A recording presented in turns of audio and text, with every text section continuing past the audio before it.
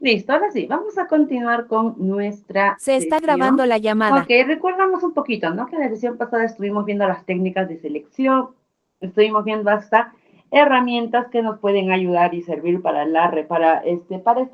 estos procesos de reclutamiento y selección de personal, ¿no? Ahora vamos a empezar con lo que es la inducción y el onboarding. Normalmente, después de que nosotros hemos evaluado nuestro personal, ¿no? Ya correspondería lo que es el proceso de contratación. Pero este proceso de contratación lo vamos a aplazar un poquito, ¿ok? Lo vamos a detener un poquito. ¿Por qué? Porque ya nuestro siguiente tema vamos a empezar a hablar de lo que es legislación laboral y ahí vamos a poder profundizar más en el tema de contratos de trabajo. ¿Ok? Entonces, pues ahorita no vamos a tocar todavía la parte de la contratación, pero sí la vamos a ver en el curso. Ahora, en lo que es bueno, perdón, después de la contratación, de que mi candidato ganador, ¿ok? Se convierte en trabajador a través del contrato, pues ya es momento de que inicie sus actividades. Pero para el inicio de estas actividades no puede ser de golpe, ¿ok? O no puede ser que yo pretenda que apenas firme su trabajo, perdón, apenas firme su contrato de trabajo, al día siguiente ya haya lo que es productividad o ya tengamos lo que es o ya tengamos lo que es desempeño por parte de ese trabajador, ¿no? Sino que tiene que haber un momento de adaptación. Y este proceso de adaptación es lo que vamos a conocer como el proceso de inducción o de onboarding. Y es que aunque ambos términos sean generales, ¿no? Y sean sinónimos incluso, tienen por ahí diferente tipo de aplicación, ¿no? Por ejemplo, ¿qué es la inducción? ¿No? La inducción es es un proceso muy corto y puntual. La inducción a los trabajadores no debe demorar más de 10 años, perdón, más de un par de días o ya máximo de repente la primera semana de trabajo.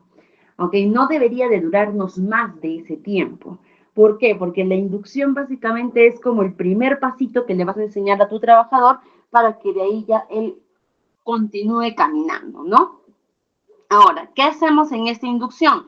Tenemos que llevar a cargo lo que es la presentación de la empresa, la cultura y los valores, por ejemplo, ¿no? Es un nuevo trabajador, sea cual sea el área al que vaya, en la inducción es el momento para decirle, ok, mira, esta es nuestra empresa, esta es nuestra visión, nuestra misión, nuestra historia, ¿no? Y los valores que tenemos dentro de la empresa, no los valores que todos compartimos. También es el momento para poder entregar manuales y materiales informativos, como por ejemplo el reglamento interno, el manual de organización y funciones, de repente documentación necesaria dentro de la empresa a nivel general para su funcionamiento, puede ser de repente algún manual de convivencia, algún folleto de bienvenida, algo que nos permita conocer más a la empresa ya que vamos a ingresar a laborar a esta, ¿no? Y también podríamos hablar de un recorrido por las instalaciones, ¿no? Como por ejemplo para que conozcas tu área, para que conozcas de repente las áreas donde están permitidas el ingreso libre a los trabajadores, áreas de repente que son de acceso restringido, áreas comunes, ¿no? Donde el trabajador de repente puede tomar un receso, puede almorzar, ¿no? Entonces son básicamente áreas en las que el trabajador puede, para que el trabajador conozca, ¿no? La empresa. Entonces, como ven, este proceso de inducción es bastante puntual, ¿ok? El área de recursos humanos, o en este caso el encargado de recursos humanos, debe estar a cargo de la inducción, sea cual sea el puesto de trabajo al que se ingrese. No importa a dónde vaya, no importa a dónde vaya el trabajador nuevo contratado, tiene que ser el encargado de recursos humanos, el encargado de la inducción a los trabajadores. Mientras que el onboarding es un proceso mucho más amplio y extenso, ¿ok? El onboarding va a durar se va a enfocar en la integración tanto social como cultural y profesional del nuevo trabajador. Este onboarding se extiende durante los primeros meses de trabajo del empleado. ¿Por qué? Porque el empleado va a ser un tiempo de adaptación para él, ¿no? Un tiempo en el que, ok, ya conozco la historia, ya conozco las reglas, ahora dame un tiempo para que me vaya adaptando, para que me vaya acomodando, ¿no? Después, se van a definir los objetivos eh, y expectativas de desempeño. ¿Por qué? Porque durante el onboarding el trabajador ya está en pleno proceso de desempeño, pero entendiendo que sigue en un proceso de adaptación. El onboarding es más específico de su área. ¿Ok? Si bien es cierto, en recursos humanos ya no nos podemos hacer cargo del proceso de onboarding. ¿Por qué? Porque esto ya se encarga la propia persona encargada de ese trabajador, el propio área o departamento donde haya ido a trabajar. Lo que a recursos humanos sí podemos hacer es de repente asignar un coach o un mentor de su propia área para que pueda acompañarlo durante todo este proceso, ¿no? Y ya es la capacitación específica sobre su puesto de trabajo, ¿no? Mientras que la inducción es general, te hablamos de la empresa en general, en el onboarding ya es la especificación sobre lo que tú vas a hacer, sobre tu desempeño, sobre tus tareas. ¿Ok? Ya es mucho más enfocado hacia lo que tú vas a hacer en el onboarding. ¿Ok? Entonces, tanto inducción como onboarding, ¿ok? Son un mismo proceso, pero que está diferenciado por esto que hemos mencionado, ¿no? Desde el tiempo, desde quién se encarga, desde la presentación, ¿no? Desde todo ello empieza a marcar ciertas diferencias, ambos procesos, ¿ok? ¿Cuáles son los beneficios de una inducción y de un onboarding aplicado adecuadamente? Uno, la reducción de costos. ¿Ok? ¿Por qué? Porque mientras tú más claro dejes al trabajador expectativas de desempeño, cómo deben trabajar, procesos, ¿ok? Entonces también minimizas la probabilidad del error y por lo tanto también minimizas los costos. ¿Ok? También hablamos de una mejor, de una mayor retención de empleados. ¿Por qué hablamos de una mejor retención de trabajadores? Porque cuando una persona, ni siquiera hablamos necesariamente de un trabajador, ¿no? Cuando una persona está en un lugar donde se ha sentido bienvenido, se siente cómodo, donde está aprendiendo, está aplicando, siente que tiene mejoras, siente que tiene buen desempeño, no va a tener ganas de irse. ¿Ok? ¿Por qué? Porque no lo va a ver necesario. Entonces eso hace que los trabajadores no quieran irse de la empresa, ¿no? Sino que encuentren tal seguridad o que encuentren tal comodidad incluso dentro de la empresa que haga que se quieran quedar laborando. Eso también nos genera mayor compromiso y motivación de los trabajadores. Entre más motivados se encuentren mis trabajadores conmigo, o bueno, con mi empresa, ¿no? Entre más motivados se encuentren, más productivos van a poder ser ellos, ¿ok? Van a ser trabajadores mucho más productivos y también leales a mi organización. Y también un mejor desempeño laboral, ya que al dejarles claro las expectativas, ya que al dejarles claro procesos, todo lo que tienen que hacer, evitamos, como mencionamos hace un momento, el error y va a haber un mejor desempeño, ¿ok? Ya que ellos están enterados de todos los procesos. Y ahora algunas herramientas para una inducción y un onboarding adecuados, ¿no? En realidad, este proceso para un generalista de recursos humanos puede llegar a ser un proceso bastante tedioso. Sobre todo, ¿por qué? Porque como hemos visto, el generalista ya tiene mucha carga encima suyo, ya que él se encarga de todos los procesos de recursos humanos de su área. ¿Ok? Entonces, está diciéndole de que terminaste el proceso de reclutamiento y selección. Ahora, tienes que hacerte cargo de la inducción, abarca bastante tiempo. ¿No? Y tienes que a la par estar haciendo las planillas, a la par evaluando al resto de tu personal, a la par también de repente estás haciendo tu programación de trabajo, ¿no? a la par estar haciendo tarea que de horario, estar revisando asistencias. Entonces, es mucho, es mucho. Entonces, ¿qué recomendamos a un generalista de recursos humanos?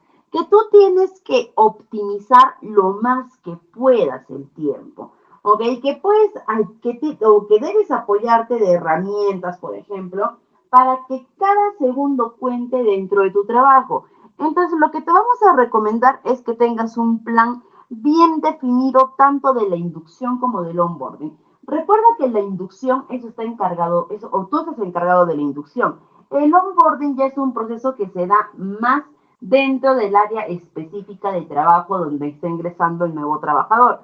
Entonces, asegúrate de tener bien mapeado tu plan de inducción, qué voy a hacer, qué voy a presentar, qué voy a otorgar, qué voy a informar, y el onboarding delegarlo a los encargados de cada área o jefe inmediato o asignar el coach o un mentor para que pueda seguir el proceso de onboarding. No tú te encargues de la inducción, mientras que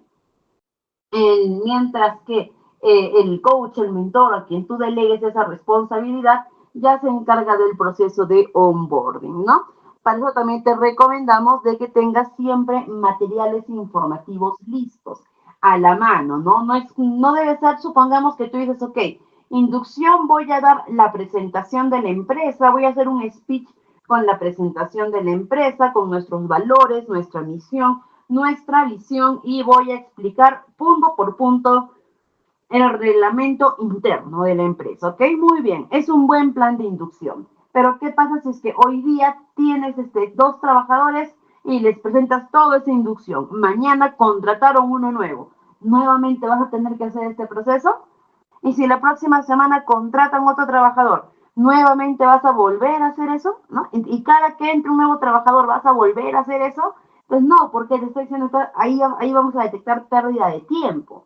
¿Ok? Entonces, ¿qué es lo recomendable? Apóyate, por ejemplo, ten a la mano, por ejemplo, manuales, folletos, arma presentaciones, ¿no? Videos también informativos sobre la empresa. ¿Eso qué quiere decir? De que en vez de que tú te estés parando cada que hay un trabajador nuevo, en vez de que tú te estés parando ahí para poder empezar a explicarles, ¿no? Ya, a ver, vamos a empezar a hablar de la empresa, todo esto cada rato. Mejor tener un video apoyándote de herramientas tecnológicas, ¿no? En el que puedas, de una forma animada, de repente hacer la presentación de la empresa, ¿no? De hecho, he visto que los fines de semana los coordinadores organizan lo que son las masterclass, y muchas de esas masterclass de los días sábados, como hoy, por ejemplo, me parece en la mañana, se dedican a mostrarnos herramientas, ¿no? De inteligencia artificial que te ayudan. Hay herramientas en las que te arman un video animado, ¿no? De una personita que va caminando y contiene una propia voz y que te va explicando lo de la empresa. Entonces tú ya puedes tener todo eso, ¿ok? Tú ya puedes tener todo eso, armado, ¿no?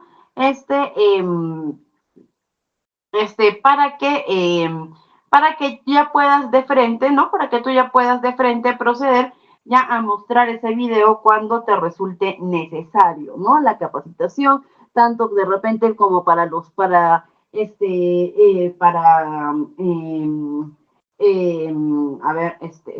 incluso, ¿no? Para la capacitación de seguridad y salud en el trabajo, ¿no? Para poder explicar normativas internas, reglamentos internos, todo ello. Entonces, ya no lo estás haciendo tú, te estás encargando, pero te estás apoyando a través de herramientas tecnológicas para que tus nuevos trabajadores puedan hacerlo. Es más, de repente incluso ni siquiera vas a requerir la presencia de tus nuevos trabajadores, ¿no? Sino que puedes utilizar plataformas de e-learning o puedes hacerlo mediante redes sociales internas o también de manera remota esta capacitación, ¿no? Para que el momento en el que el trabajador empiece a ir ya tenga un conocimiento más claro de la organización, y así tú también puedes ir haciendo a la par otras actividades propias de recursos humanos. También hablamos de lo que es la mentoría o el coaching. Para el onboarding, asigna al mentor o al coach que se encargue del proceso de socialización e integración de un nuevo trabajador. Recuerda que ser nuevo no es fácil, ¿no? Si no, acuérdense de repente cuando ustedes han sido nuevos en el colegio, en su centro de estudios, en algún trabajo o algo el primer día, no es fácil, ¿no? ¿Por qué? Porque muy aparte de que te juegan las expectativas de trabajo, función de desempeño, que tienes que aprender funciones nuevas, también está entrar en un ambiente nuevo, ¿no? Donde todos se conocen y tú eres el punto raro ahí. Entonces también es el hecho de poder encajar y poder contar con un mentor o un coach que te ayude no solamente a desarrollar mejor tus funciones, sino también a encajar dentro de ese equipo de trabajo, va a resultar bastante eficiente para nosotros. Ok, también hablamos del feedback y de la evaluación, que después del proceso de inducción no basta simplemente con otorgarlo y ya, sino que tenemos que evaluar qué tanta captación ha habido sobre esta información. ¿Ok? ¿Qué tanto ha sido la captación de información que hemos tenido? ¿Ok? Es decir, si es que yo, por ejemplo, enseñé lo que es el reglamento interno, deberé tomar un examen, preguntas, retroalimentación, ¿no? O un feedback o algo sobre este reglamento interno para ver si verdaderamente ha quedado claro el reglamento interno. Porque si no es así, significa que tengo que volver a evaluar. Este proceso de inducción y de onboarding no se da únicamente porque tenemos que cumplir y ya, o no se da porque, bueno, es lo que dicen que hay que hacer o no. Se da porque precisamente buscamos que haya captación y aprendizaje del trabajador, ¿ok? Para que se pueda iniciar de manera óptima sus funciones. Es por eso que es importante el feedback y la evaluación después del proceso de inducción. Y de repente, si es que nosotros, si de repente nosotros, notáramos, ¿no? Este, que, que no hubo, la captación suficiente, es el momento de poder volver a aplicar el proceso de inducción, ¿no? Y ahora, por aquí también, vamos a ver. Ok, la importancia justo como mencionábamos de la evaluación, ¿no? Ahora, toda esa parte de la evaluación de desempeño, no la vamos a profundizar ahora, porque en nuestra última sesión vamos a ver todo lo que es evaluación de desempeño, ¿ok? Evaluación de personal y de desempeño. Ahí vamos a profundizar mucho más, vamos a ver cómo los tipos de evaluación, por ejemplo, que estamos viendo aquí, todo ello, ¿no? Entonces, todavía no vamos a profundizar mucho acá para no causar, no, mejor dicho, para no generar mucha confusión, ¿no? Y vamos a ir hablando acerca de la retención. Me parece que por aquí tenía esta, ¿no? Hablar un poquito acerca de cómo podemos retener a nuestros trabajadores. Y es que sí, como nos damos cuenta hasta acá, el proceso de reclutamiento y selección de personal, aunque es un proceso básico y bonito para la empresa, ¿no? También hemos visto que es un proceso que amerita un costo, ¿no? Que amerita una inversión, como decíamos en las sesiones pasadas, ¿no? Estos procesos no hay que verlos como gastos. Si uno ve como que me cuestan, yo gasto esto en mi personal, duele, ¿no? Pero si lo vemos como inversión, sabemos que nos va a generar mayores ganancias. Entonces, este proceso tenemos que verlo como inversión, pero sabemos que de todas formas es un costo, ¿no? Y nadie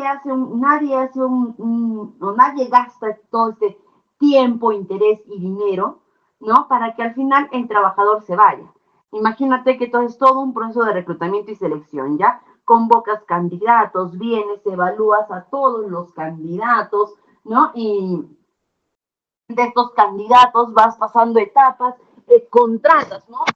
Perdón, contratas al psicólogo para que te haga las pruebas psicométricas, todo ello, ¿no? Entonces estás haciendo todo este proceso para al final poder contratar a tu trabajador. Ok, contratas al trabajador y a los días te notifica, no, sabe que no voy a continuar en el trabajo. Ok, entonces prácticamente ha sido más tiempo y dinero tirados a la basura. ¿Ok? ¿Por qué? Porque no fue un proceso adecuado. Entonces, nosotros no contratamos personal para que se vaya rápido, sino contratamos personal con la idea y con la finalidad de que se queden, ¿no? De que permanezcan dentro de nuestras organizaciones. ¿Y cuáles pueden ser o cómo puede una organización retener a su talento, no? Primero, selección y contratación cuidadosas. ¿Ok? Ser muy cuidadosos contratando a la persona que queremos, saber que esta persona dentro de sus metas está quedarse con nosotros, ¿no? Por eso es que muchas veces en las entrevistas nos hacen esta pregunta, ¿no? ¿De dónde te ves en 5 años? ¿Dónde te ves en 10 años? ¿No? ¿Por qué?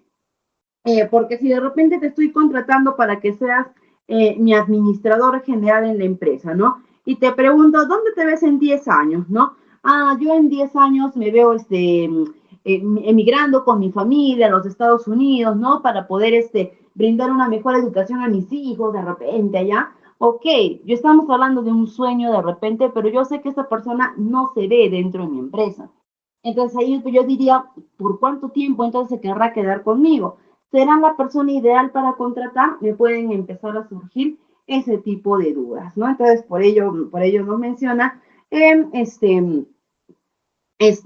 muy cuidadosos con la contratación, dar compensación y beneficios competitivos. Si no quieres que tus trabajadores, por así decir, empiezan a buscar oportunidades u ofertas laborales, ¿no? Por otros lados, ¿ok? Ofréceles tú esta competitividad a tus trabajadores, ¿no? Es decir, tú mismo, ¿no? Ofrece a tus trabajadores la opción de que tengan mayores beneficios dentro de tu empresa, ¿no? Incluso también la opción de que estos puedan tener mejores prestaciones, ¿ok? Que a diferencia de las mismas de empresas similares, en puestos similares, ellos sientan que de alguna manera son mejor considerados por estas empresas.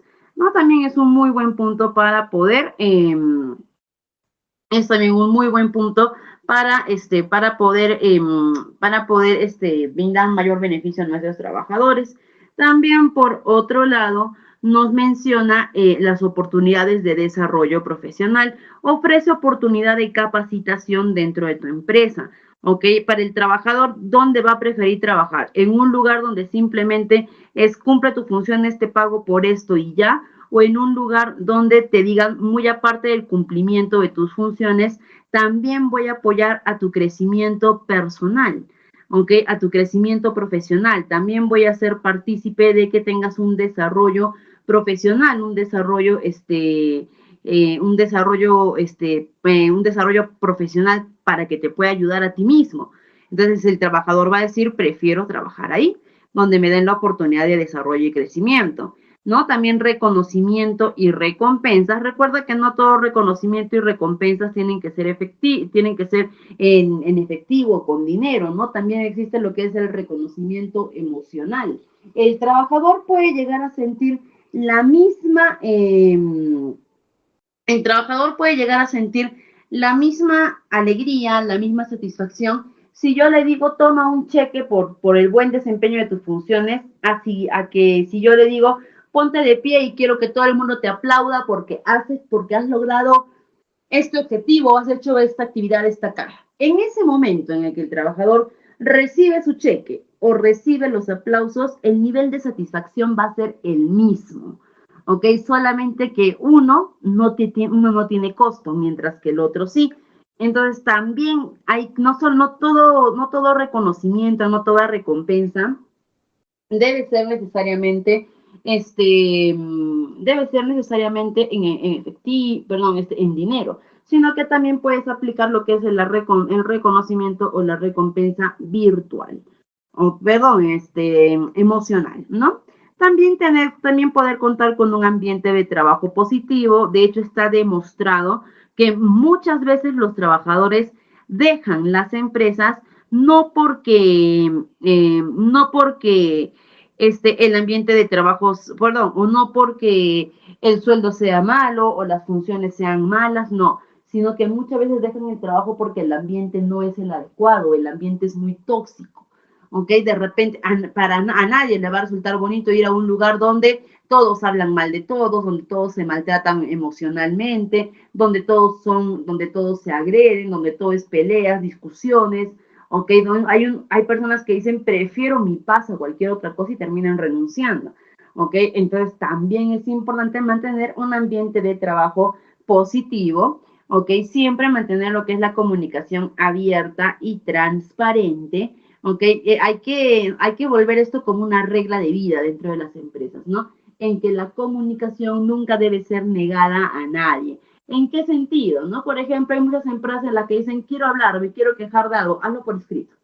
¿Ok? Eso es cerrar la comunicación. Comunicación abierta es ven, te escucho, siéntate, dime, hablemos, qué pasa, qué sucede. ¿Ok? Eso es la comunicación abierta, ¿no? Y en la que se recomienda que podamos manejar dentro de las organizaciones, ¿no? Y también el equilibrio entre la vida laboral y la vida personal. Si bien es cierto, nosotros no somos trabajadores, somos de recursos humanos, ¿no? Y nuestro principal objetivo es brindar el apoyo a la gerencia general con la administración de nuestros trabajadores. No podemos pretender que los trabajadores sean como máquinas en las que simplemente ellos se dedican a trabajar, trabajar, trabajar. ¿Cuál es la diferencia principal entre una máquina y un trabajador? Que el trabajador es un ser humano, que el trabajador tiene sentimientos, tiene una vida, tiene problemas, tiene pesares, ¿ok? Tiene momentos buenos, momentos malos, como tú los tienes, como cualquier otra persona los tiene. Entonces, si tú quieres aplicar alguna técnica que ayude a tener mayor retención con tus trabajadores, el hecho de que les puedas ayudar a proporcionar un equilibrio entre su vida personal y laboral va a ser muy significativo para los trabajadores.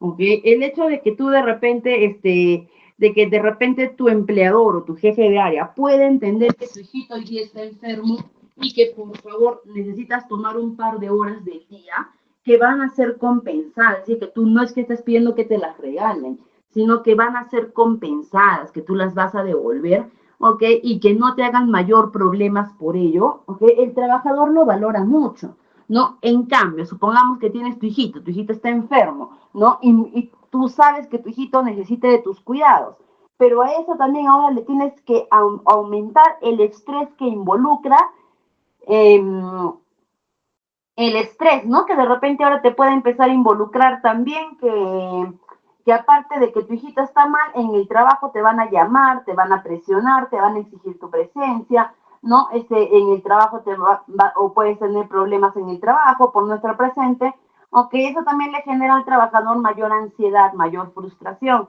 y que no es lo que nosotros buscamos de nuestros trabajadores. Entonces, por eso también la recomendación de que pueda ser flexible tanto para que pueda mantener un equilibrio tanto laboral como personal, los trabajadores. Ok, entonces hasta aquí, como hemos visto, nos hemos saltado algunas partecitas, pero no es que no las vayamos a tocar, sino que las vamos a tocar más a profundidad en nuestra última sesión, ¿ok? Por eso nos las hemos saltado un poquitito para poder avanzar con nuestros temas y ahora vamos a pasar a nuestro tercer módulo. Ok, que en nuestro tercer módulo vamos a empezar a hablar sobre, acá está, a ver un momentito mientras carga.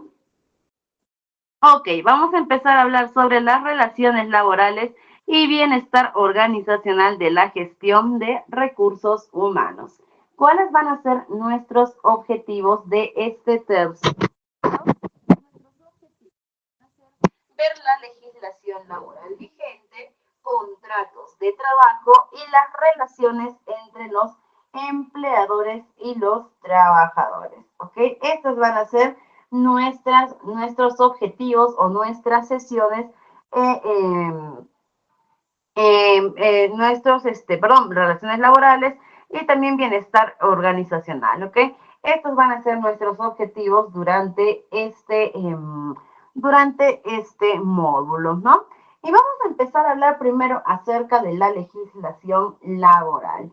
¿Ok? ¿Qué es la legislación laboral? En palabras muy sencillas, es el conjunto de leyes que regula las relaciones laborales entre el trabajador y el empleador. Esa es la legislación laboral. ¿Qué es legislación? Son leyes. ¿Qué es laboral? El trabajo, ¿no? Entonces son las leyes de trabajo. ¿ok? En palabras mucho más sencillas incluso.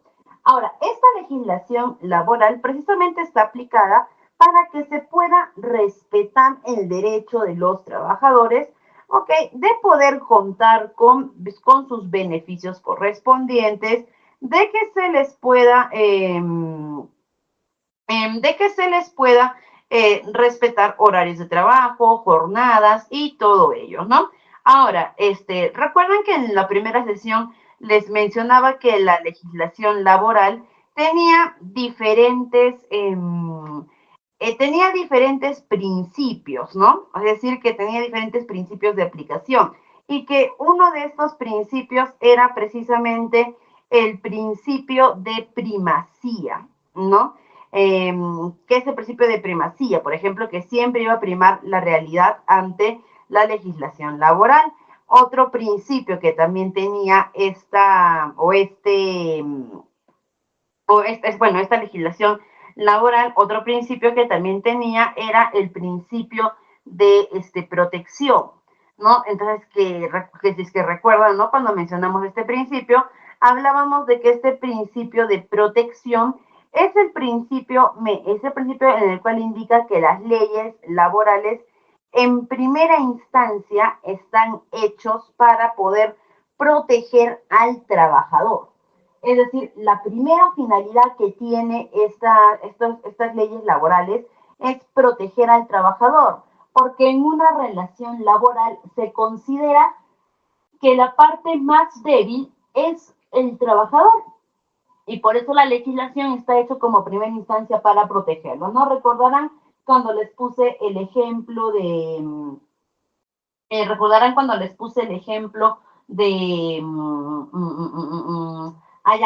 que estábamos por la calle y había un niño y un adulto peleando y de pronto veíamos que se iban a golpear, ¿no? Y qué es lo que nosotros hacíamos por instinto, ¿ok? ¿Qué es lo que nosotros hacíamos por instinto, ¿no? Eh, por solito, ¿no? Lo primero que haríamos sería ir y ponernos delante del niño, ¿no? Nuestro primer instinto sería proteger al niño. ¿Por qué? Porque inmediatamente nuestro raciocinio nos diría, este niño es la parte más débil, ¿no? Entre el adulto, ¿no? Y el niño, la parte a la cual yo tengo que defender, ¿no? Por instinto, yo diría, es al niño. ¿No? Pero de repente ese niño es el que ha empezado la pelea, ¿ok? Pero es el instinto protector que tenemos. Entonces es lo mismo, ¿no? La legislación laboral nos dice, ante un conflicto con el trabajador, lo que las leyes laborales van a hacer en primera instancia va a ser defender al trabajador. Si durante el proceso, ¿no? Se demuestra que el trabajador no está en lo correcto, pues se aplicarán las medidas necesarias para darle la razón al empleador, pero en una primera instancia vamos a buscar la defensa de los niños, ¿no? Ahora, también vamos a poder ver lo que es también vamos a poder ver lo que es los tipos de legislación laboral, que nosotros conocemos que tenemos los dos grandes sectores laborales, ¿no? El sector público y el sector privado. Me parece que por acá lo teníamos. Ok, ya está bien. El sector público y el sector privado, ¿ok? En lo que es el sector, en lo que es el sector público, tenemos diferentes tipos de contratación, en los cuales destacan, por ejemplo, el decreto legislativo 1057, más conocido, eh,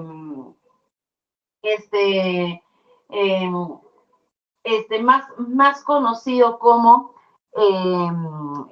los CAS, ¿no? Los contratos administrativos de servicios, y también tenemos el decreto legislativo 276, que es el decreto de los trabajadores nombrados. ¿Ok? Entonces aquí podemos ver, ¿no? Como acá, por ejemplo, vemos algunos, y no son los principales, pero hay muchísimos tipos de contratación dentro del sector público. Acá vemos, ¿no? Por ejemplo, el decreto legislativo 276 para el público general, ¿no? El decreto para profesores, para magistrados, para docentes universitarios, para profesionales de la salud, ¿ok? Para asistenciales de salud,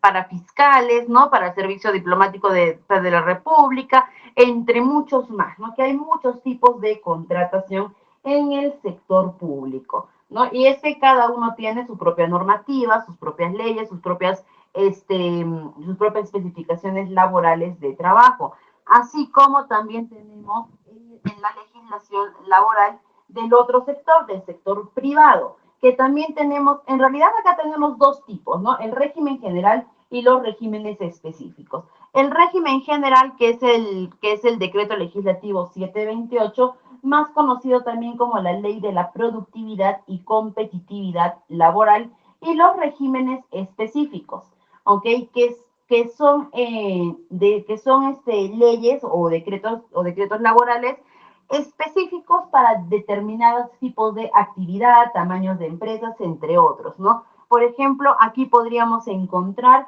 el decreto legislativo sobre la microempresa, la pequeña empresa, sobre el régimen agrario, el régimen el régimen de construcción civil, el régimen minero, el régimen de trabajador del hogar, en el régimen de acá incluso, ¿no? Del futbolista profesional, del cirujano, el régimen del trabajador pesquero, el trabajador portuario, el trabajador aeroportuario, entre otros más, ¿no? Incluso también tenemos que aquí que no son específicamente regímenes, pero son normas adaptadas para el trabajo, por ejemplo, de los trabajadores con VIH, con TBC, de los trabajadores discapacitados, de los trabajadores adolescentes, ¿no? Que son normas aplicadas también para ellos. Entonces, si hay algo que podemos destacar de nuestra legislación laboral es que es bastante grande, es bastante amplia. Recuerda que el derecho es la defensa de todo tipo o son todas las leyes que existen, pero que se dividen en varios puntos, ¿no? Como por ejemplo, derecho familiar, derecho civil, derecho penal, y dentro de ello también existe el derecho laboral, ¿no? Que es lo que nosotros estamos viendo. Y nosotros vamos a enfocar nuestro curso porque en realidad tendríamos que llevar un curso de todo un año, para más incluso, ¿no? Pues de hecho, para que tú puedas dominar toda la legislación laboral, tanto de todos estos regímenes del sector público como del sector privado, tienes que estudiar toda la carrera que hay de recursos humanos, ¿ok? Porque hay carreras específicas para recursos humanos, tendrías que estudiar todas esas carreras profesionales durante 5 o 6 años para que puedas dominar todos estos procesos, ¿no? Entonces nosotros ahorita no vamos a poder abarcar en estas semanas de curso, no vamos a poder abarcar todos estos procesos, pero lo que sí vamos a poder hacer es, lo que sí vamos a poder hacer es, por acá está, aquí está, que vamos a poder trabajar con lo que va a ser nuestro régimen general. Pues a partir de ahora en adelante, ¿no? Las siguientes 3 sesiones que nos quedan de curso, vamos a hablar específicamente del régimen, vamos a hablar específicamente de el régimen, del régimen general.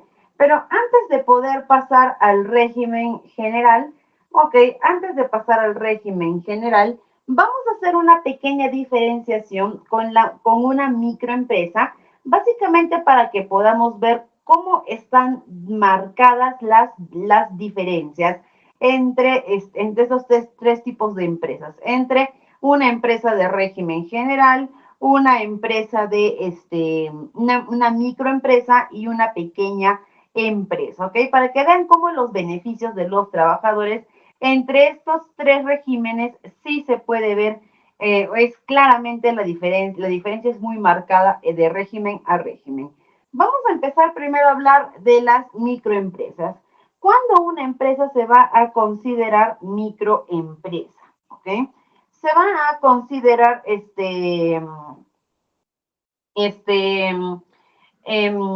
se va a considerar microempresa aquellas empresas que no tengan más de 150 UITs de ingresos. ¿Ok? Es decir, que no excedan el límite de 150 UITs anuales de ingresos. ¿Ok? También vamos a hablar de que de que esta microempresa, no puede tener más de 10 trabajadores, ¿ok? De que esta microempresa no puede tener más de 10 trabajadores, ¿ok? Eh, a diferencia de la pequeña empresa, que la pequeña empresa tiene que exceder las 150 UITs de ventas anuales y no exceder las 1.700 UITs. Y la pequeña empresa no tiene límite de trabajadores. Puede tener la cantidad de trabajadores que desee o que guste, ¿no? Entonces estas son las diferencias claras y establecidas, eh, este, mm, es, estas son las diferencias establecidas. Y una del régimen, este, y una, y una del régimen general que en realidad no tiene límite de ganancias y tampoco límite de trabajadores, ¿no? Y empezamos primero de que la microempresa, ya sea que un trabajador labore en la microempresa, ya sea que el trabajador, ¿no? Que esté en la micro, en la pequeña empresa, ¿no? Ya sea en la empresa donde se encuentre, tiene derecho a percibir por lo menos la remuneración mínima vital, ¿ok? Tiene derecho a recibir por lo menos esta cantidad, ¿no? También hablamos de la jornada y horario de trabajo, en el que también los trabajadores, sea cual sea en el régimen que trabajen, microempresa, pequeña empresa o régimen general, ok, se les debe respetar la jornada máxima de 8 horas diarias y 48 horas semanales, ¿no? Y siendo el caso en el que de repente se requiera exceder ese tiempo de jornada, tranquilamente se puede hacer siempre y cuando al trabajador se le pague lo que van a ser sus horas extras. Ok, si se le pagan las horas extras por parte de la empresa no hay ningún problema en que pueda laborar horas adicionales, ¿no? De las tres, tanto de la micro como de la pequeña empresa. No se preocupen porque más adelante vamos a aprender nosotros a calcular también las horas extras de los trabajadores, ¿ok? Parte de nuestra currícula del curso es aprender este proceso. También vamos a ver lo que es la jornada y hora, perdón, el descanso semanal, ¿no? De que en los tres tipos de regímenes laborales es obligatorio que el trabajador descanse por lo menos una semana, 24 horas corridas a la semana. Es decir, es obligatorio el descanso semanal. ¿Ok? Preferentemente nos dice que este descanso debe ser los domingos, pero de no ser el domingo puede ser cualquier otro día, ¿no? No es que sí o sí tiene que ser el domingo, ¿no? Dice preferentemente que el descanso sea los días domingos, pero si no puede ser cualquier otro día, pero lo importante es que sean 24 horas corridas. Yo no le puedo decir a mi trabajador, hoy día te vas 2 horas más temprano, mañana 1 hora más temprano, pasado otra hora más temprano. Ve sumando todas las horas libres que tienes, listo, ya juntaste tu descanso, sí, ya está, ahora te vienes a trabajar normal, no, sino que tienen que ser 24 horas corridas en la que mi trabajador no venga a laborar, ¿ok? Es para que pueda tener su descanso adecuado, ¿no? También vamos a ver, o también tendríamos que ver por aquí lo que es ¿dónde está? ¿Dónde está? Ah, ya, por ejemplo, sus vacaciones. Hasta acá estamos viendo que todos los trabajadores tienen regímenes muy similares, ¿no? O sea que los beneficios son muy similares, pero desde aquí ya arrancan las diferencias, ¿ok? Vamos a empezar a ver, por ejemplo, las vacaciones. ¿Qué me dicen de las vacaciones? Me dice de que los trabajadores de la microempresa y de la pequeña empresa tienen derecho a tomar 15 días de descanso vacacional al año. Es decir, cuando cumplen el año de servicio, tienen derecho a poder tomar 15 días de descanso vacacional. A diferencia de los trabajadores del régimen general, en el que ellos tienen derecho a tomar 30 días de descanso vacacional al año. ¿Ok? Es decir, el doble, ¿no? Mientras que los trabajadores de las micros y de las pequeñas empresas solamente pueden gozar de 15 días de descanso vacacional, los del régimen general pueden gozar de de 30 días de descanso, este, este, este, de descanso vacacional, ¿ok? Ahora, vamos a ver por aquí la compensación por tiempo de servicio, o también conocidas como las CTS, ¿ok? También dentro de nuestra currícula está poder aprender cómo calcular estas CTS de nuestros trabajadores. Ok, vamos a aprender más adelantito. Me parece que en la siguiente sesión ya arrancamos con lo que es cálculos de beneficios sociales, ¿ok? Pero estas CTS, por ejemplo, que es un pago que se realiza en los meses de mayo y noviembre, precisamente como una compensación por el tiempo que nuestro trabajador lleva laborando con nosotros. En el caso de la microempresa, no aplica esta CTS. ¿Ok? En el caso de la microempresa, ellos no perciben la CTS. En el caso de la pequeña empresa, ellos sí van a percibir su CTS, pero la CTS que ellos van a percibir va a ser aproximadamente, ¿ok? Esta CTS que ellos van a percibir va a ser aproximadamente medio sueldo al año. Mientras que para la empresa del régimen general, su CTS va a ser aproximadamente un sueldo al año. Es aproximado, ¿no? Porque para sacar la CTS hay toda una fórmula de cálculo, ¿no? Entonces, ahorita estamos hablando de un aproximado, no estamos diciendo de que estos ya son los montos finales, ¿ok? Y también vamos a ver de las gratificaciones. ¿Qué son las gratificaciones? Que también nosotros vamos a aprender a hacer el cálculo de las gratificaciones. Las gratificaciones o también gracias legales, ok, se dan en los meses, en el caso de Perú, en los meses de julio y diciembre, ok, que coinciden no con las fiestas patrias y junto con Navidad, ok, que son las gracias legales que nosotros otorgamos. Estas gratificaciones, ok, para la microempresa no corresponden. Es decir, si yo soy un trabajador de la microempresa, ahora en diciembre, ¿no? Que ya se viene Navidad, todo ello, no me va a corresponder el pago de gratificaciones. ¿Por qué? Porque la microempresa no contempla ello. En cambio, si soy una pequeña empresa o si trabajo para una pequeña empresa, sí me va a corresponder un pago de gratificaciones. Pero ¿a cuánto va a ascender este monto del pago de gratificaciones? Va a ascender a medio sueldo al año. Perdón, medio sueldo por gratificación. ¿Ok? Es decir, si yo gano 5,000 soles, ¿ok? Ahora en diciembre, ¿cuánto me tocará de gratificación? 2,500 soles, ¿ok? Que va a ser mi gratificación. Y en el caso del régimen general, de las empresas que están en el régimen general del sector privado, mi gratificación me va a equivaler a un sueldo completo. Es decir, si yo gano 5,000 soles, mi gratificación va a ser 5,000 soles. ¿Ok? Es decir, hasta el momento vemos que el régimen general es el que otorga mayor beneficio a sus trabajadores. ¿Ok? En el caso de las utilidades, ¿no? ¿Qué son las utilidades o la participación de utilidades? Nos dicen que las empresas,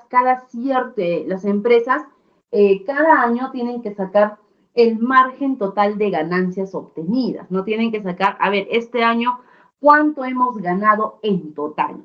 Y de esa ganancia, que esa ganancia ha sido lograda gracias precisamente al desempeño de los trabajadores, ok, nos dice que por un porcentaje de esta ganancia tiene que ser repartida entre los trabajadores. Eso es lo que nosotros conocemos como utilidades.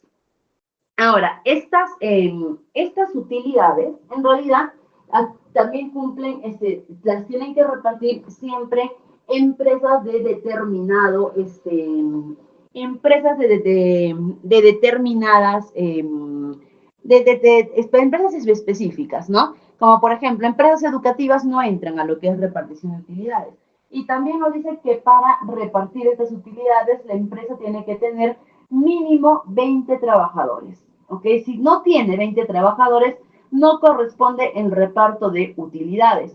Y es por eso que en este caso, ¿no? La microempresa no puede repartir utilidades. ¿Por qué? Porque dijimos que la microempresa no puede tener más de 10 trabajadores no puede tener más de 10 trabajadores en planilla. ¿Ok? Es por eso que la microempresa no aplica para poder repartir utilidades. Mientras que la pequeña empresa, si tiene más de 20, si tiene 20 o más trabajadores en su planilla, sí va a poder repartir utilidades. Mientras que el régimen general, ¿ok? Mientras que el régimen general también va a tener que repartir utilidades, si es que tiene más de 20 trabajadores, ¿no? ¿Cuánto es el porcentaje? Depende del rubro de la empresa, ¿no? Por ejemplo, sector minero me parece que reparte el 8%, telecomunicaciones 10%, sector industrial también me parece que es un 8%, entonces es básicamente del total de tus ganancias, ningún excede el 12%, ¿ok? Que agarres aproximadamente un 10% y eso lo repartes a tus trabajadores. ¿Ok? En caso que es la asignación familiar también, ¿no? La asignación familiar es un monto adicional que recibe el trabajador que tiene carga familiar. ¿Qué significa carga familiar? Que tiene hijos menores de edad. ¿Ok? Si un trabajador tiene hijos menores de edad, ¿ok? Le corresponde lo que es el pago de la asignación familiar. Ahora, esta asignación familiar, ¿ok? Esta asignación familiar que vamos a pagar a nuestros trabajadores, ¿ok? Nos menciona acá también que debe ser, o bueno, no lo dice, ¿no? Pero debe ser no aproximadamente, tiene que ser el 10% de la remuneración mínima vital. Actualmente la remuneración mínima vital es de 1.025 soles. Si yo le saco su 10%, estamos hablando que la asignación familiar es 102.5 soles. Es decir, de que si yo soy un trabajador que gano el sueldo mínimo y tengo hijos menores de edad, aparte de mi sueldo me tendrán que dar estos 102.5 soles por mi asignación familiar. Si yo soy un trabajador que gana 10.000 soles y tengo 5 o 6 hijos menores de edad, lo mismo. Recibo la misma cantidad, el 102.5 soles. Es decir, este 10% del sueldo mínimo de la asignación familiar no sale de mi remuneración, sino que sale del sueldo mínimo establecido. Si yo gano 1.025 soles o gano 10.000, 20.000, 30.000 soles, la asignación familiar siempre va a ser 102.5. Si tengo un hijo menor de edad o tengo 20 hijos menores de edad, mi asignación familiar es una sola, que va a ser 102.5 soles. Y en este caso la asignación familiar únicamente se va a aplicar a lo que es el régimen general. ¿Ok? Para la microempresa y la pequeña empresa no aplica. ¿Ok? La asignación familiar también tiene otros aspectos, ¿no? Como por ejemplo, y si mi hijo llega a la mayoría de edad, yo puedo seguir percibiendo lo que es la asignación familiar. Sí puedes seguir percibiendo siempre y cuando tu hijo no supere los 24 años y durante su mayoría de edad se encuentre se encuentre llevando estudios superiores. Es decir, si tengo a mi hijo que llegó a la mayoría de edad y está estudiando, ¿no? Todavía en la universidad, en el instituto, o de repente, ¿no? Está terminando el colegio o algo, sí me va a corresponder que la empresa me siga pagando por él su asignación familiar. ¿Hasta qué edad? Hasta que éste cumpla los 24 años, ¿ok? Hasta esa edad. Ahora, y bueno, ya sabemos que para la micro y la pequeña empresa no aplican estas diferencias. Entonces, como podemos ver, siendo las tres empresas parte del sector privado, ¿okay? Nos damos cuenta que hay una clara diferencia entre ellas, ¿no? Básicamente podríamos decir que mientras el régimen general cuenta con por así decir, ¿no? Cuenta con casi todos los los beneficios laborales, ¿no? Es una empresa que tiene todos los beneficios laborales, pues nos damos cuenta de que la microempresa y la pequeña empresa perdón, la pequeña empresa tiene la mitad de beneficios y la microempresa prácticamente no tiene ningún beneficio, ¿no? Entonces podemos percibir ello. Entonces ¿por qué? Porque precisamente la microempresa está orientada para empresas que tienen menor rango de ganancias, ¿no? Mientras la pequeña empresa y el régimen general tienen mayor rango de ganancias y en base a ello se establece que pueden otorgar más o menos beneficios a nuestros trabajadores, ¿no?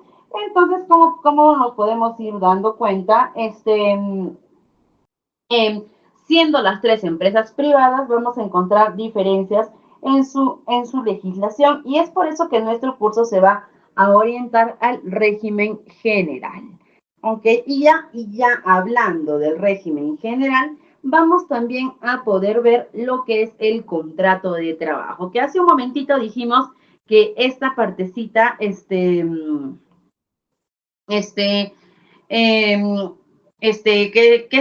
esta partecita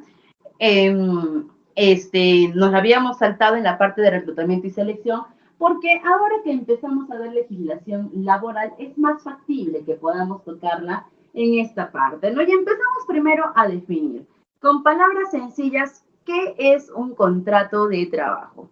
¿Ok? Un contrato de trabajo nos dice que es un acuerdo legal y vinculante entre un empleador y un trabajador, ¿ok? El contrato de trabajo es el proceso mediante el cual mi candidato ganador se transforma en mi trabajador, ¿ok? En el cual un candidato pasa a ser un trabajador. Para que pueda ser trabajador de mi empresa, tiene que cumplir con dos objetivos. Uno, o con dos, tiene que cumplir con dos pasos, ¿no? Uno, el contrato de trabajo y el alta en la planilla, ¿no? Es decir, que en la planilla es el sistema por el cual nosotros notificamos al fisco o acá de repente más conocido como la SUNAT de que esta persona es mi trabajador. Tienes que estar en la planilla. Si tú firmas un contrato pero no estás en la planilla, no eres todavía considerado trabajador de la empresa. Es necesario que estés en la planilla de esta empresa. No es necesario que metamos y obligatorio por ley que desde el primer día de trabajo tenemos que poner a nuestros trabajadores en la planilla. ¿Quiénes pueden firmar un contrato? ¿Ok? Para poder firmar un contrato puede hacerlo cualquier persona mayor de edad. ¿Ok? Cualquier persona que tenga la mayoría de edad es apto para poder firmar un contrato de trabajo. Si una persona menor de edad quiere firmar un contrato de trabajo, este deberá estar legalmente emancipado. Es decir, que un juez, mediante algún proceso judicial o similar, haya tenido que evaluar de repente su caso, situación específica, y le haya podido otorgar todos los derechos, beneficios y obligaciones de una persona mayor de edad. Aunque es decir, un juez ha tenido que venir, ha tenido que evaluar su caso específicamente y ha tenido que determinar en el que sí efectivamente esta persona va a ser, ya se le puede considerar mayor de edad o que esta persona todavía no se le puede considerar mayor de edad. ¿Ok? Entonces, o más que mayor de edad, no, sino que legalmente emancipado. ¿Ok? Si un menor de edad, mayor de 16 años, pero menor de 18 años, quiere firmar un contrato de trabajo y no está legalmente emancipado, también va a poder firmar su contrato, pero lo va a tener que hacer con la autorización de su apoderado, ¿ok? O su tutor legal. Es decir, su tutor legal va a tener que darle una autorización notarial para que éste pueda trabajar y puede estar, para que éste pueda estar, para que esta, para que éste pueda estar, en la planilla, ¿no? Recuerda que eso es obligatorio, ¿ok? Por ejemplo, ahora que se viene para muchos países, ¿no? El verano, a veces a los niños, a los jóvenes, más que todo a los jóvenes, ¿no? Se les da mucho por esto de querer trabajar, ¿no? Se les da mucho por este afán de querer ponerse a trabajar durante las vacaciones, ¿no? Entonces, pueden hacerlo, sí, si son mayores de 16 años pueden hacerlo, pero recuerda que tienen que contar, si tú eres su papá, su mamá, su apoderado, su tutor, tienen que contar con tu autorización para poder hacerlo, ¿ok? Eso es obligatorio y necesario, ¿ok? Y también, por último, los extranjeros. Los extranjeros también tienen derecho a poder firmar un contrato de trabajo siempre y cuando su legislación sea aplicable, es decir, que puedan cumplir con, en el caso de Perú, por ejemplo, que pedimos al personal extranjero, permiso temporal o permiso de permanencia, ¿no? O el permiso de trabajo, ¿no? Para que puedan, que estén con toda la documentación al día, para que puedan firmar el contrato y subirlos a la planilla. Ahora, también existe lo que es el contrato verbal y el contrato escrito. ¿Ok? ¿Existen los contratos verbales? Sí, sí existen. De hecho, en la legislación laboral eso se llama el principio de buena fe, ¿no? Cuando yo establezco un contrato de trabajo de manera verbal, ¿no? Cuando los acuerdos a los que llegamos, ¿ok?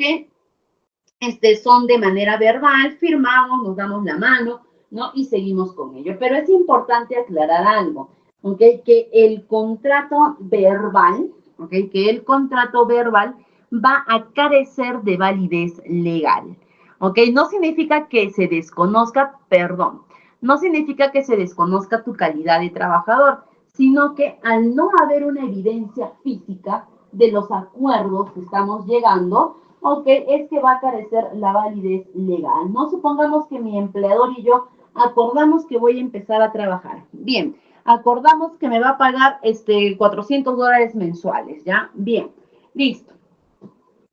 Pero al momento de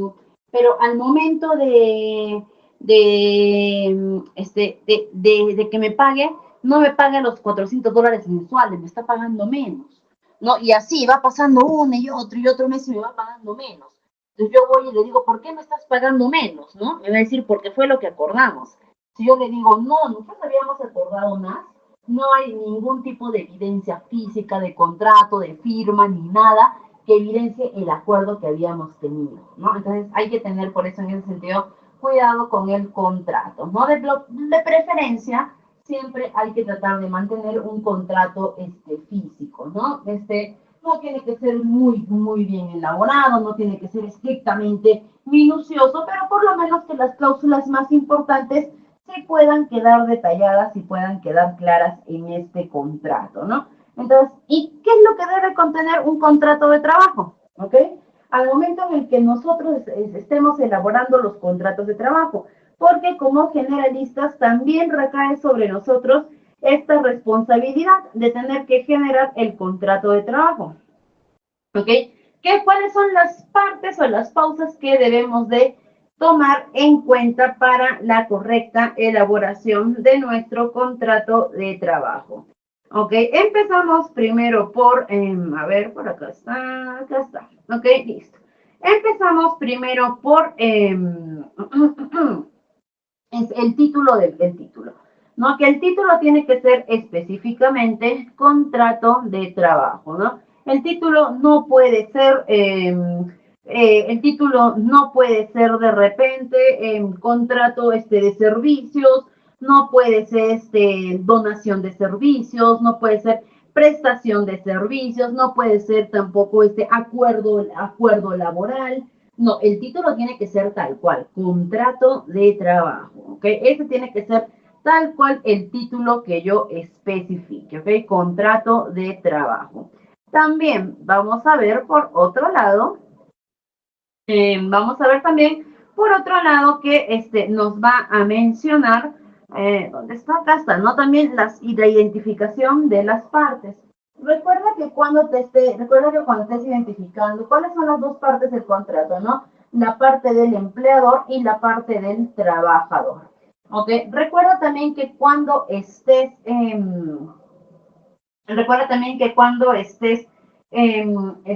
identificando las partes, la empresa tiene que estar identificada con su nombre y su RUC, ¿ok? La empresa tiene que estar con el RUC 20, o en caso de firmar con una persona natural, el RUC 10, ¿ok? Pero tiene que figurar el nombre de la empresa, ¿no? Si, por ejemplo, tú estás entrando a trabajar en la empresa Innovatech, ¿ya? Estás entrando a trabajar en la empresa Innovatech, ¿ok? Listo. En tu contrato de trabajo debe figurar el nombre y el RUC de la empresa Innovatech, que va a ser debidamente representada por una persona, no por Juan, por Pedro, por María de repente, pero que va a ser debidamente representado por esta persona. En este caso, tú tienes que cuidarte de que en el contrato de trabajo no diga empleador Juan, María, Pedro, trabajador tú, y que en ningún lado mencione la empresa Innovatech. ¿Ok? No, ¿por qué? Porque significa de que en este caso tú estás siendo contratado directamente por esa persona, más no por la empresa. Siempre tiene que estar identificada la empresa y también por el otro lado, cuando te toque identificar al trabajador, tienes que ser lo más minucioso que se pueda con los datos. Su nombre completo, su número de documento, DNI o carnet de extranjería, domicilio actual, de ser necesario también estás en el derecho de poder pedirle una fotocopia de recibo de agua o de luz para certificar que verdaderamente esa persona viva en ese domicilio. ¿Ok? Tienes todo el derecho de pedir toda esa información. Incluso también puedes pedir nombre, correo electrónico, toda la información personal que tú consideres a tomar en cuenta en este contrato. Después vienen los términos y condiciones. Recuerda que en un contrato de trabajo, quien pone las reglas del juego, ¿ok?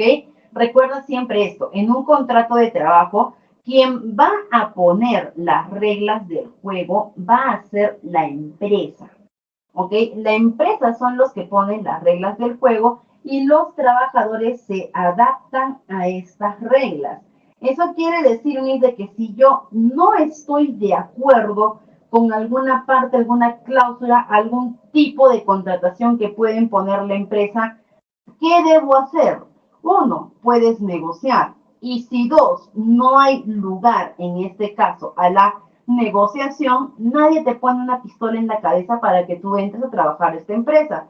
Si hay alguna cláusula, si hay algo de esta empresa que simplemente a ti no te gusta, no te parece correcto o no va de acuerdo a tus expectativas, ¿no? Como trabajador, lo que te dicen es que tampoco estás obligado a aceptar, ¿ok? Y que simplemente puedes prescindir de firmar este contrato y no trabajar para la empresa.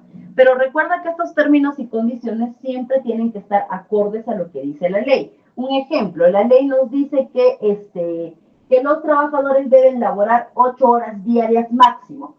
¿Ok? Entonces, si yo requiero que mis trabajadores trabajen 12 horas diarias, puedo colocar en mis términos y condiciones que el horario laboral de mi empresa son 12 horas diarias, pero 8 horas es la jornada laboral y las otras 4 horas diarias yo voy a pagar las horas extras.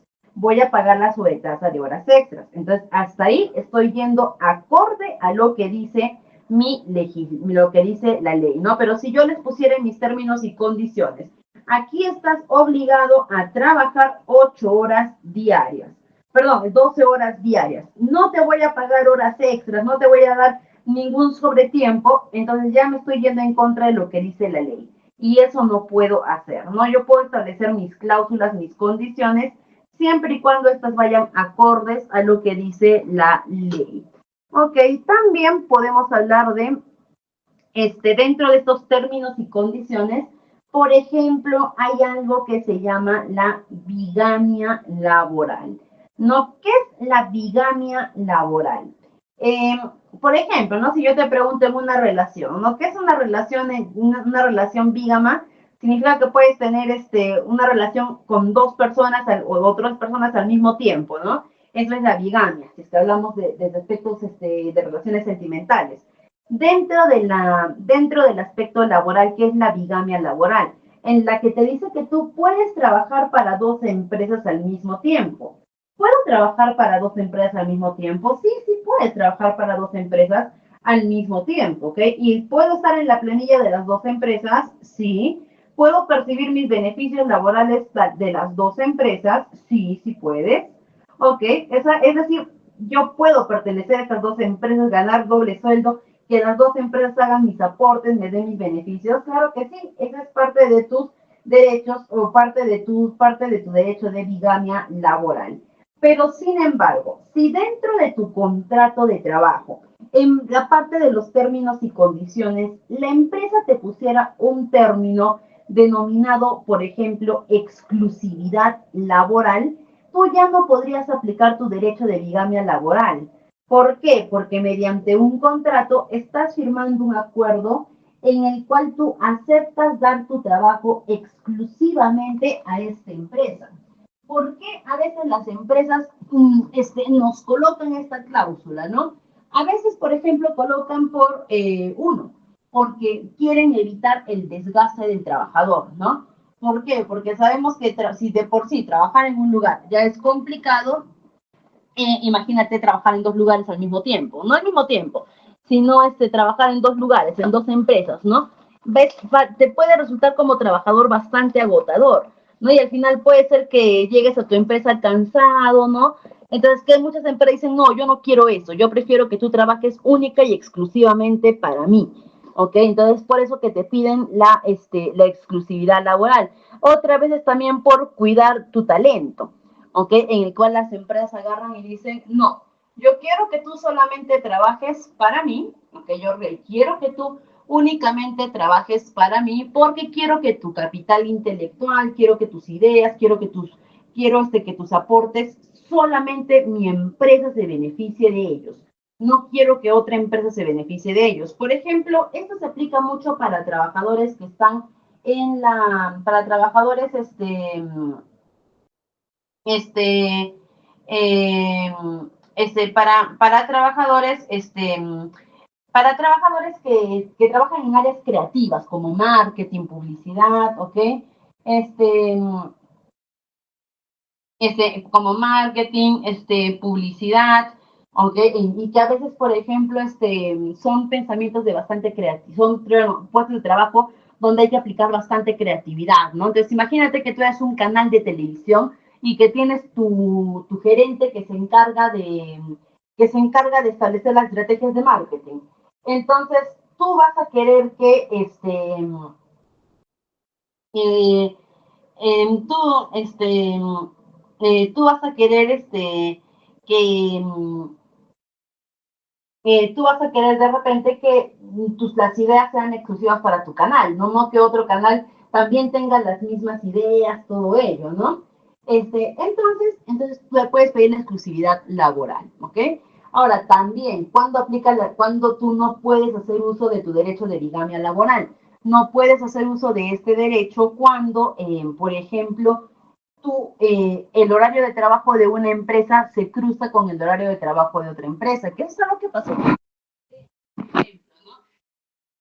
Muchas personas abusaron de este derecho laboral y qué es lo que hacían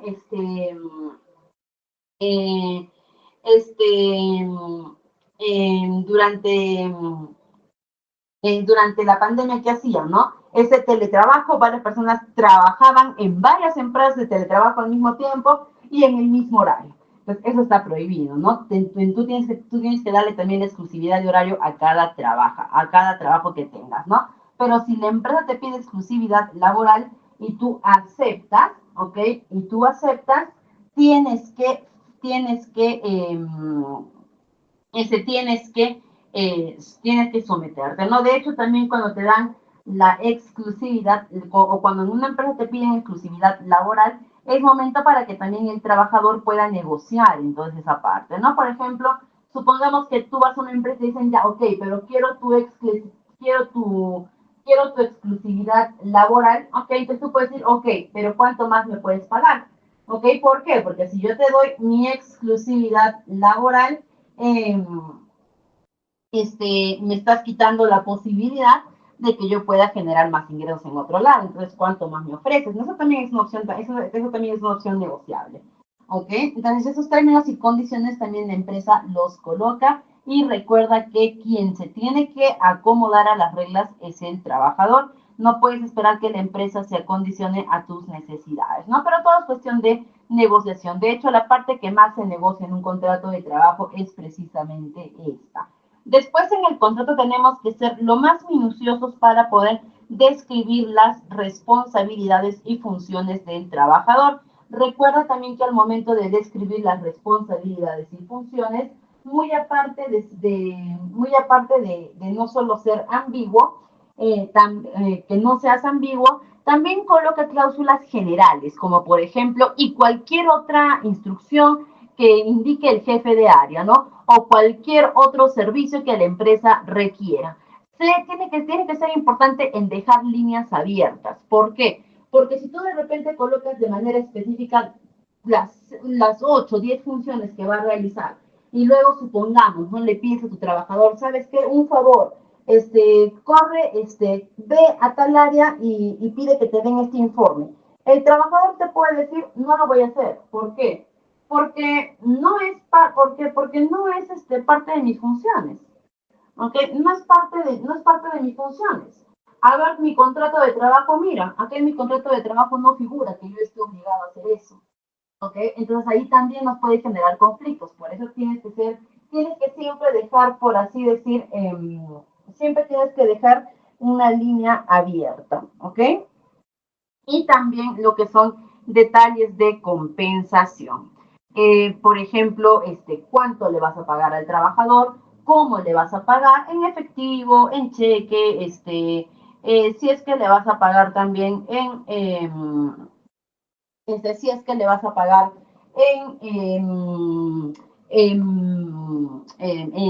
supongamos, en cuenta bancaria, ¿no? Si le vas a pagar a quincena, a fin de mes, ¿ok? Entonces también tienes que colocar ese detalle, que es lo que más le interesa al trabajador. ¿Sí? Entonces también es la parte en la que también el trabajador se fija mucho al momento de firmar el contrato y debe ser muy específico.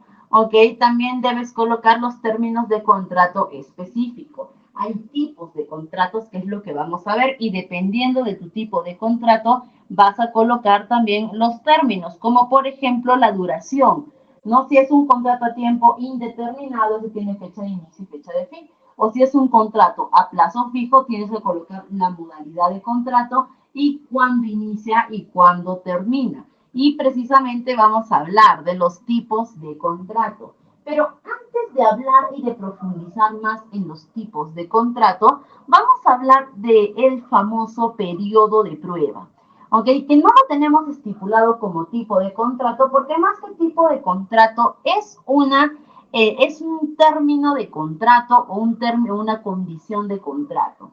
¿Qué es el periodo de prueba? Su mismo nombre lo dice, ¿no? Es un lapso de tiempo en el que el trabajador va a laborar, es un lapso de tiempo en el que el trabajador va a laborar, ¿ok?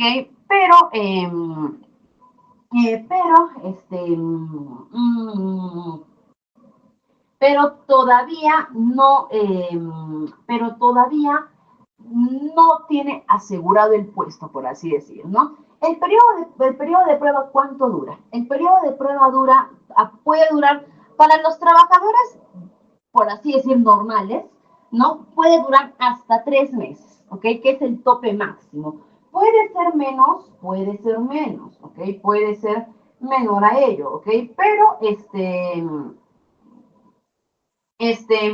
puede ser menos, ¿ok? Pero lo máximo que se puede llegar a hacer para trabajadores normales, 3 meses. Para un trabajador de confianza, ¿ok? Los trabajadores que ocupan puestos de confianza, este contrato se puede extender, o este periodo de prueba se puede extender hasta los 6 meses. Y para trabajadores que ocupan puestos directivos, su periodo de prueba se puede extender hasta 1 año. ¿Qué involucra estar en el periodo de prueba? Y lo que involucra estar en un periodo de prueba básicamente es, lo que involucra estar en un periodo de prueba básicamente es de que durante este periodo, los 3 meses, los 6 meses o el año, dependiendo del puesto y de la duración que te hayan establecido en tu periodo de prueba, es que en cualquier momento te pueden despedir.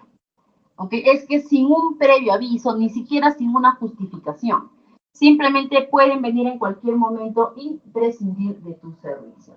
¿Por qué? Porque durante este periodo de prueba, porque durante este periodo de prueba ¿ok? La empresa no tiene la obligación de quedarse no tiene la obligación de quedarse con el trabajador. Es por eso que, a pesar que ya firmaste tu contrato, todavía el puesto de trabajo no lo tienes asegurado hasta que no pase este periodo de prueba. Ahora, este periodo de prueba es cierto, no es beneficioso para el trabajador, ¿no? Porque ¿a qué trabajador le va a resultar beneficioso que en cualquier momento puedan venir y te puedan decir de golpe, gracias por tus servicios, toma todo lo que te corresponde, porque así es en el periodo de prueba, desde el primer día tú tienes derecho a todos tus beneficios, pero que prácticamente digan, toma tu pago, todo lo que te corresponde, gracias y chao. ¿Ok? A ningún trabajador le corresponde, es por eso que este periodo de prueba el trabajador tiene que dar todo de sí. Tiene que demostrar que verdaderamente él tiene las habilidades, las actitudes, el conocimiento, el desempeño necesario para poder destacar y pasar este periodo de prueba, ¿no es cierto? Entonces es lo que se busca, precisamente el periodo de prueba. Y que en el caso de la empresa, ¿ok? ¿Qué pasó si tú como recursos humanos te das cuenta que no contrataste a la persona ideal? Te das cuenta que el trabajador que contrataste no es lo que necesitas para tu puesto de trabajo. No te puedes amarrar con ese trabajador, no puedes decir, bueno, ni modo, me equivoqué, me quedo para siempre con ese trabajador, no, sino que tienes o necesitas tener una opción de salida. Y es por eso que el empleador tiene este derecho del periodo de prueba, ¿no? Pero recuerda que el periodo de prueba involucra que desde el primer día de trabajo el trabajador goza de todos sus derechos y beneficios. ¿Okay? El trabajador goza de todos sus derechos y sus beneficios laborales. ¿Ok? Eso es importante también de mencionar. Ahora, también por aquí vamos a ver que el periodo de prueba, aunque hemos mencionado, ¿no? Que puede ser máximo hasta 3 meses o para trabajadores de confianza o directivos extenderse de 6 meses a 1 año, ¿ok? Puede ser menos o como también puede ser que no necesites aplicarlo. Si tú no quieres aplicar el periodo de prueba a tus trabajadores, si tú quieres contratarlos y que directamente este, y que directamente directamente puedas, ¿no? Que directamente tú puedas eh, contar con tu trabajador ya de manera permanente o lo que dure el plazo, ¿ok? Entonces, simplemente puedes omitirlo, ¿no? No es necesario que cuentes que sí o sí tengas que contar con él, pero es lo más recomendable, ¿ok? ¿Por qué? Porque al momento en el que yo hago toda mi evaluación, todo mi proceso de reclutamiento y selección, hasta el momento en el que firmamos el contrato, yo puedo tener la seguridad hasta ahí de que he contratado al mejor candidato. ¿Ok? Puedo tener la seguridad hasta ese momento de que he contratado al mejor candidato. ¿Ok? Pero no puedo decir o no puedo tener la certeza de que he contratado a la persona ideal. Yo recién voy a poder tener la certeza de haber contratado a la persona ideal después de que éste ya esté en el desarrollo de funciones. Después de que yo ya lo esté evaluando dentro de sus funciones, ahí recién yo podré decir, ok, sí contraté a la persona ideal o no, esta no es la persona. ¿Y qué pasa si es que en ese desarrollo de funciones, ¿no? En esa ya aplicación de funciones, caigo en el 20 de que no contraté a la persona ideal? Como recursos humanos tenemos dos salidas, ¿ok? Primera salida, y que en realidad no es que una sea más recomendable que la otra, sino que va a depender mucho sino que va a depender mucho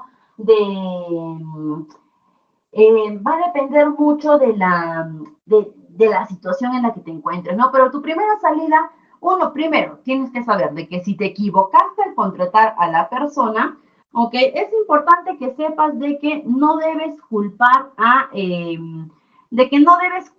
al trabajador, ¿ok? Porque aquí quien se equivocó no es el trabajador, quien se equivocó fuiste tú, ¿ok? Así que no es culpa del trabajador, no te vayas contra el trabajador, ¿ok? No reniegues contra el trabajador, empezando por ello, ¿ok? Segundo, una vez de que si ya está, ya cometiste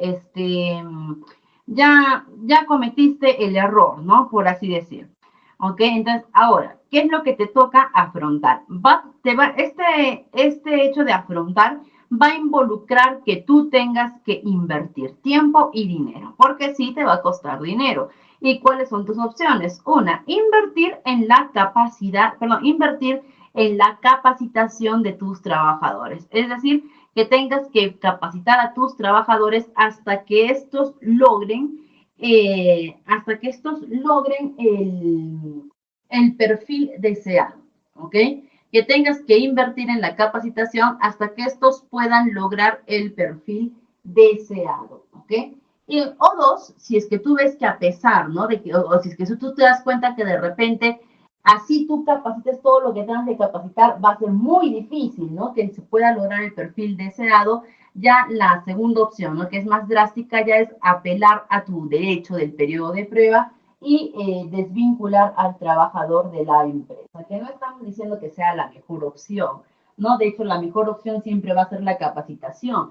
¿Por qué? Porque ¿qué involucra el hecho de agarrar y utilizar tu derecho de periodo de prueba para desvincular al trabajador? Es que tú vuelvas a iniciar todo tu proceso de reclutamiento y de selección. ¿Qué tal? O sea, es decir, que muy aparte del dinero que ya has invertido y que has perdido, ¿no? En ese trabajador, porque no te ha generado productividad, también tengas que volver a invertir dinero en un nuevo proceso. Entonces, por eso decimos aquí va a depender mucho la situación en la que te encuentres para que puedas tomar la decisión más acertada, ¿no? Recuerda que la última de las decisiones que uno debe tomar en recursos humanos debe ser el despido, ¿no? Esa debe ser ya la última opción. Por eso es que hay que analizar todas las opciones posibles, ¿no? Y bueno, estimados, nos vamos a quedar hasta aquí el día de hoy, ya que con los minutitos que nos quedan no vamos a poder tocar completo todo lo que es tipos de contrato laboral y no me gustaría tocarlo y dejarlos a la mitad, ¿no? Del tema, sino que es mejor tocar el tema de manera integral. Así que le voy a dar el pase a nuestro coordinador para que nos dé la información necesaria acerca del curso, acerca de que ya estamos culminando la primera semana, ¿ok? Y